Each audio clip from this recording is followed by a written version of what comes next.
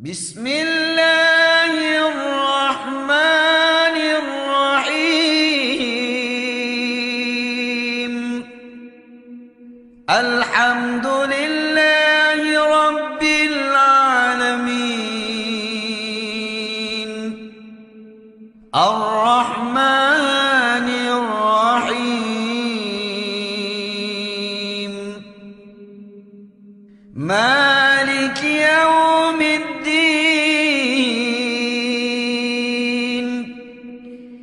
Iyyaka na'budu wa iyyaka nasta'in. Ihdinas siratal mustaqim.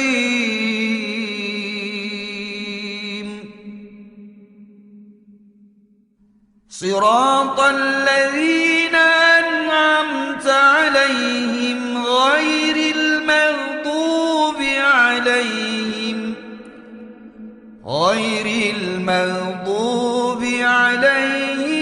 waladdallin.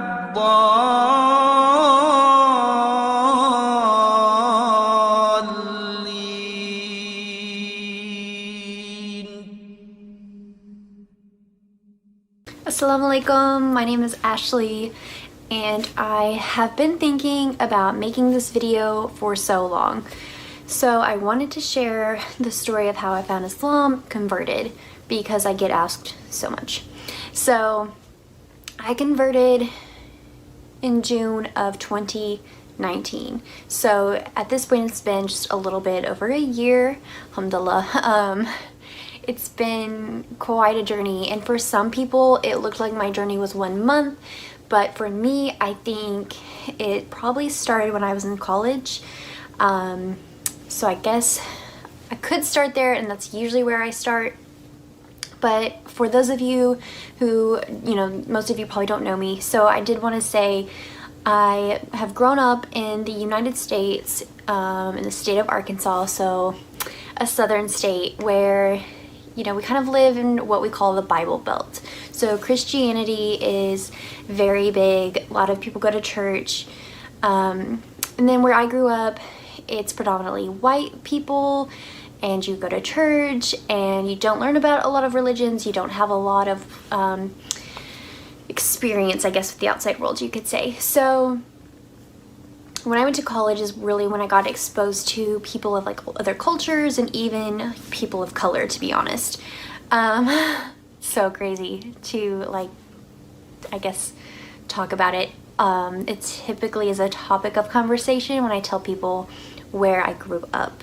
So if you want to Google it, I grew up in Harrison, Arkansas.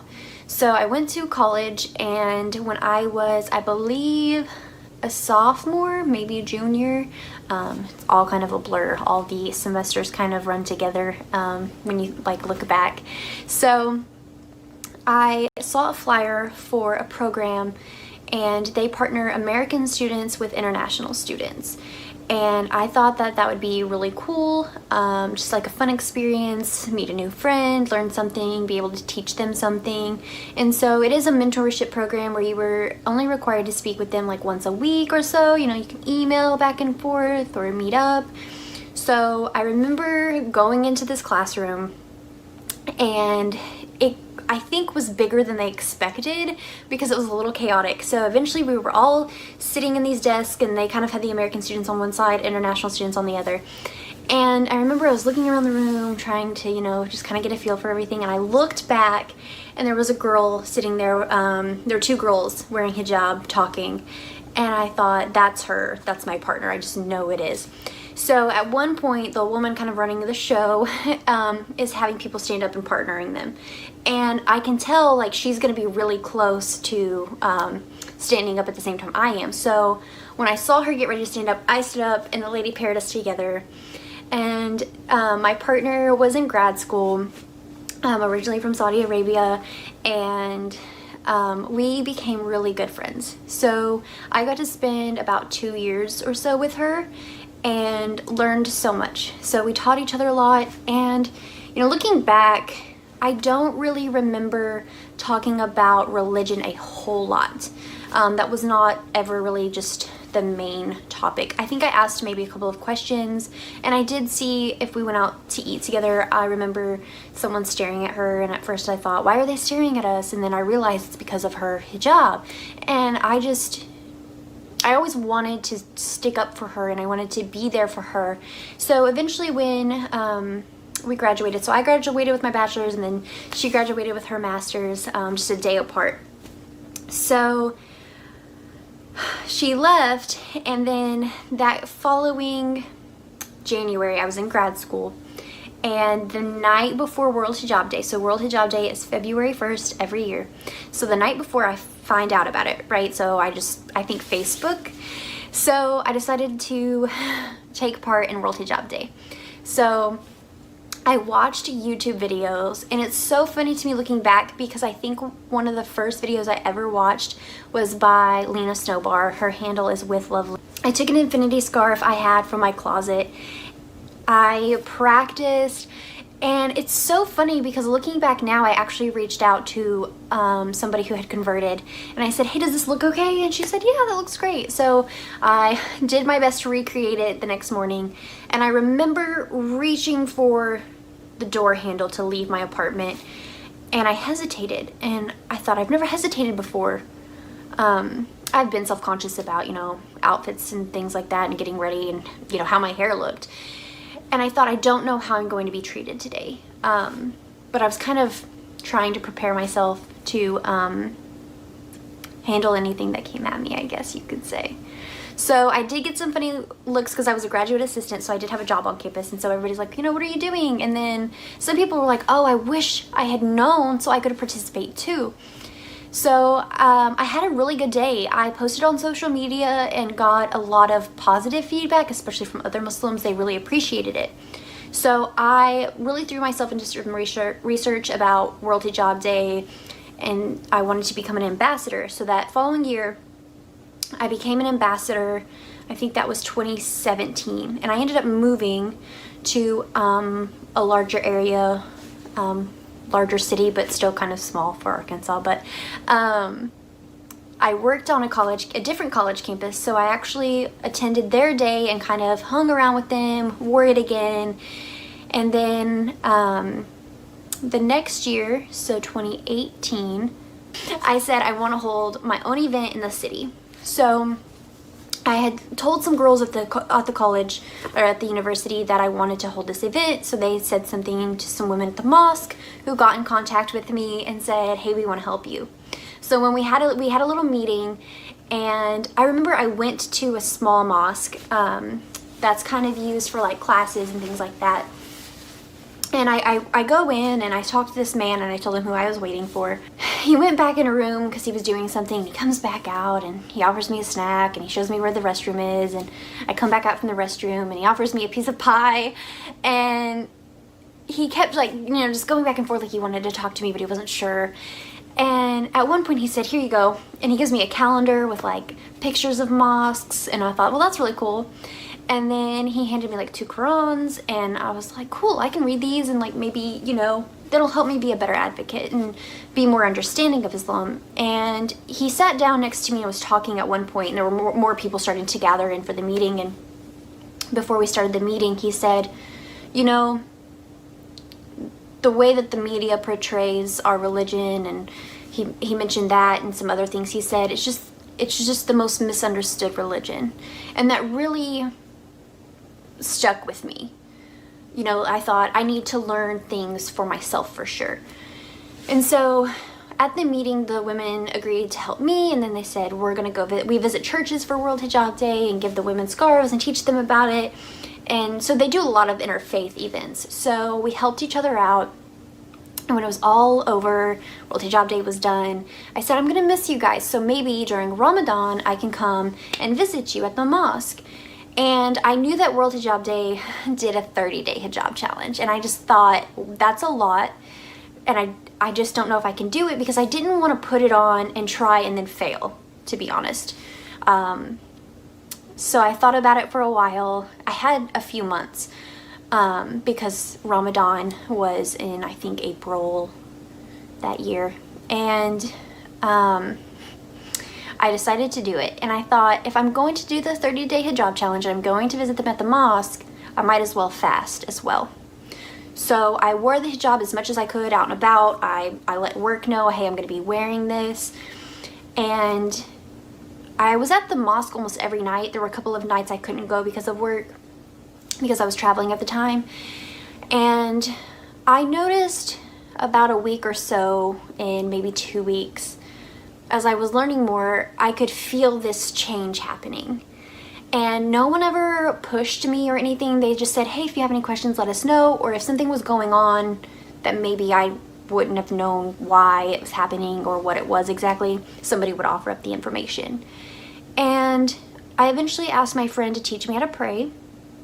And I was like reading the Quran. I would get up for suhoor and like watch people's stories, and I was like trying to learn about Islam. And that Lena came back around, the women from the Salam Girl podcast. I discovered them, and so there was just so much going on. I was learning so much, and I was just really trying to dive into it, and I wanted to be a better advocate was really what my goal had been.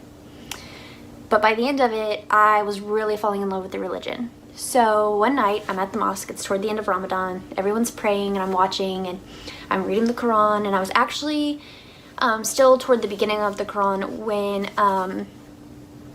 God is actually speaking to Mary about Jesus and having a baby. And I thought it was so cool, all of the parallels between like Christianity and Islam, since I had a Christian background. And I remember a woman came up to me, and some people were very surprised that I wasn't Muslim already. They said I wore the hijab well, and they had seen me there so often. And I really appreciated the compliments about the hijab. She asked me, she said, why do you hesitate? And I thought about it for a second, and I thought, I don't know. I really don't know what's holding me back anymore. Because I had fought myself a little bit, My family's not Muslim. It's a huge life change. But I just felt this overwhelming sense of peace. Just a peace that I hadn't really felt before. Because with Christianity, I went to church off and on. We didn't start going to church until I was 12.